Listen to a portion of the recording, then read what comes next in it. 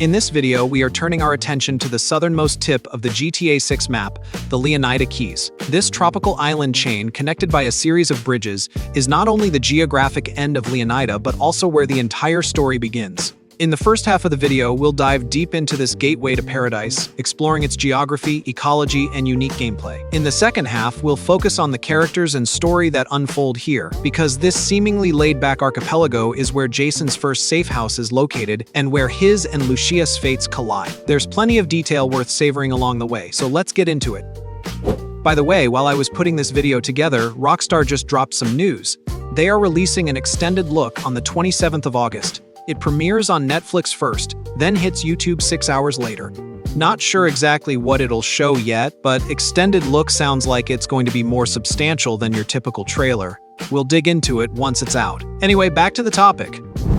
Rockstar's official description of this region hits the nail on the head. The dress code is casual, the bars are loaded.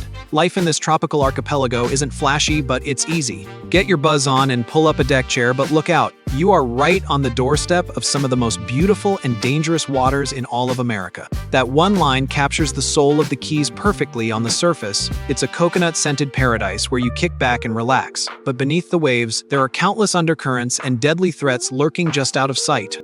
Heading south from Vice City, you'll drive onto a long bridge, pretty much the only way into the Keys. The inspiration here is unmistakable: the overseas highway that connects the Florida Keys in real life, a legendary 113-mile stretch of bridges running from Key Largo all the way to Key West. Driving along this road with endless blue water on both sides, sunlight shimmering on the surface, and tiny islands dotting the horizon, that view alone is already part of the experience.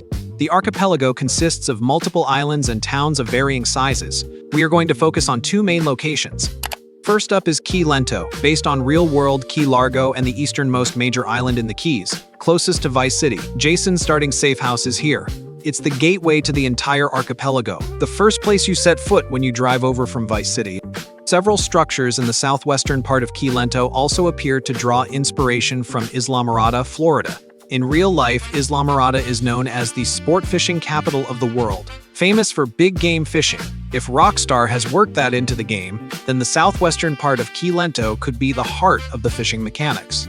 The Rusty Anchor is also located in this area near the northwestern coast of Key Lento. It's a waterfront dive bar that, despite its humble appearance, serves as a social hub for locals and visitors alike. It feels like an oasis, the kind of place where Jason and Lucia can temporarily escape their criminal life in Vice City. The bar slogan says it all: at the Rusty Anchor, drown your troubles. The other location is Sundown, based on leaks and community research. This is the westernmost town in the Keys, the virtual counterpart to Key West. It's the end of the line for the Keys and the southernmost point of the continental United States in this fictional world. Rockstar has kept Sundown under wraps. No screenshots, no trailer footage. But real-world Key West is a major cruise ship port, a world-renowned diving destination, a paradise for sport fishermen, and a party town that goes all night. If Sundown inherits all of that, it's going to be the densest gameplay hub in the Keys, with both laid-back leisure activities and countless opportunities to make quick, dirty money. If there's one thing that sets the Keys apart from every other region in the game, it's this: they represent the pinnacle of water-based gameplay in GTA history, bar none. Rockstar's official screenshots make it crystal clear: the underwater world of the Keys is the region's most stunning feature. Characters decked out in full scuba gear, swimming alongside slow-moving sea turtles, schools of tropical fish, and moray eels hiding in coral crevices. This gear lets you reach depths that were simply impossible in previous GTA games and extends your underwater time by a huge margin. When you are down there exploring shipwrecks, searching for smuggled goods, or hunting for hidden Easter eggs, you'll need to watch your oxygen levels and keep an eye on the currents because sharks might be closing in from the shadows. Based on leaked footage, the coral ecosystems and marine life detail are incredibly polished, easily the richest underwater world the series has ever seen. On the surface, the action is just as thrilling. Trailers and official screenshots have already confirmed jet skis, high-speed boats, sailboats, and a variety of other watercraft. Aerial shots also show a luxury yacht called the Marquis cruising through the deeper waters of the Keys. Since the waterways between islands are so well connected, boating is often faster than taking the long way around via the bridges. Water vehicles might end up seeing more use here than cars. On top of that, Fishing mechanics are all but confirmed. Rockstar hasn't gone into detail, but given that the real Florida Keys are a world-class fishing destination, the depth of this mechanic is definitely something to look forward to. In the Keys, water is no longer just a backdrop to the land, it is the road, the playground, the heart of your everyday activities. The Keys might look like a vacation paradise, but its true colors are criminal. And if you are going to talk about crime, you can't avoid the characters and story that this archipelago carries. Our entry point is the most iconic and intriguing scene we have so far, Jason picking up Lucia from prison. The camera lands at the prison gate. The guard looks Jason up and down and casually asks, "Have I seen you before?" That throwaway line has become a major point of debate among fans. If the guard really has seen Jason before, what does that mean? One leading theory, Jason might be working for law enforcement. A military veteran who ended up back in a life of crime, he could have been planted inside the criminal network. Another detail from the trailer seems to back this up. Someone in a white tank top says to Jason, "Yo D, this fool a Fed?" That street-level question makes the undercover theory even more intriguing. The prison gate slowly opens and the two finally come face to face. But take a closer look, Jason's shirt has a noticeable stain on it. That dirty shirt might be a detail most people overlook, but it could be a big clue at the start of the game. Jason and Lucia aren't in a relationship. Going further, Jason might not even know who he's picking up. Think about it. If you were going to pick up your partner, you'd make at least some effort to look presentable. Showing up like this feels more like he was sent there on short notice. But here's the contradiction when they meet. Their reaction doesn't feel like a first meeting. So here's another theory. Jason might have visited Lucia in prison before this, maybe just to pass along a message like, "Someone's bailing you out," or "Keep your head down in there," and then they talked about other things. They share very similar childhoods, both surrounded by violence and crime, and that connection made them click quickly. That would explain why they seem to already know each other. This scene might be the most crucial setup for the entire story. It shows how Jason and Lucia came together and quietly lays the groundwork for the complex, layered dynamic between them. So who sent Jason? Most likely his boss, Brian Heder. He's a veteran drug runner from the golden age of smuggling in the Keys old school with an iron grip. These days, on the surface, he lives in the Keys with his third wife, Lori, running a boatyard and what looks like a legitimate cargo transfer business. But anyone who knows these waters will tell you he's more like a great white shark lurking in the shallows, sunbathing on deck by day. But when it's time to move, he's faster and meaner than anyone. Brian has spent years building a network that goes far beyond docks and cargo holds. He's been in the smuggling game for decades, crossed paths with all kinds of players, and likely had dealings with Lucia's father. So it makes sense that he'd use those connections to get Lucia out of prison. In other words, Jason and Lucia were both operating under Brian's network from the very beginning.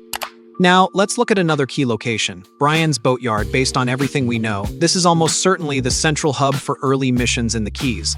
At the start of the story, Jason is essentially working for Brian. His daily routine isn't about shootouts and high-speed chases. It's about cruising between the docks and bars of the Keys, collecting protection money.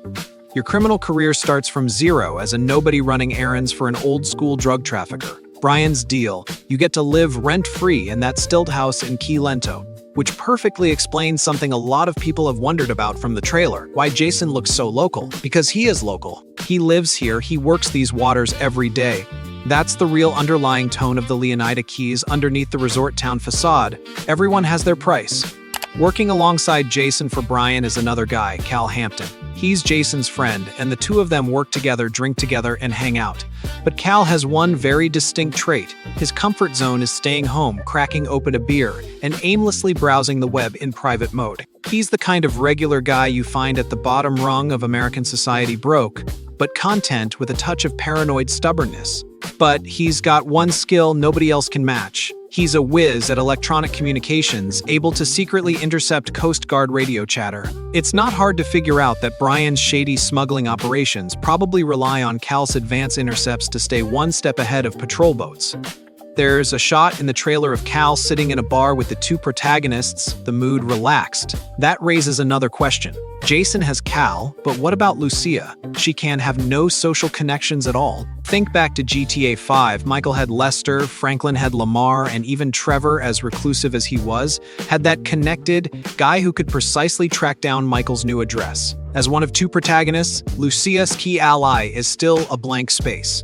Of course, it's possible that person has already appeared in the trailer, Rockstar just hasn't revealed them yet. After getting out of prison, Lucia moves into the small stilt house with Jason. Jason's starting safe house is in a quiet residential area of Key Lento. Open the window and you've got light green water and salty sea breeze. That means at the beginning of the game, the protagonists are living a slow life, far from the chaos, in a stilt house with ocean views, running errands, and collecting debts for an old-timer. Lucia has to wear an electronic ankle monitor and complete community service. They spend some peaceful time here, celebrating at the Rusty Anchor, drinking and chatting by the sea, welcoming a new beginning together. During this period, you'll get to experience the core of the water-based gameplay: diving, boating, fishing, everything water-related. There's a unique vibe here too: sunshine, sandy beaches, ice-cold drinks, and the smuggling and shakedowns hiding beneath the calm surface. And my biggest hope for the early game, that missions in this region offer enough freedom. Let me take a boat out, fish all day, and head back to the safe house when I'm done. That kind of stop whenever you want. Rhythm is what makes GTA truly immersive.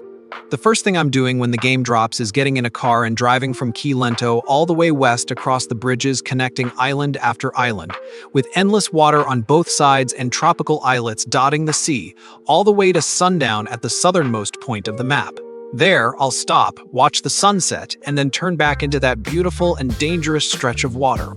Jason and Lucia's story begins here, but the sunniest corner of America reveals its darkest side to them, pulling them into a criminal conspiracy that spans all of Leonida. In the next map analysis, we'll follow Jason and Lucia to Port Gellhorn and see what new discoveries await there. Alright, that's it for now. If you enjoyed this video, hit like and subscribe. I'll see you in the next one.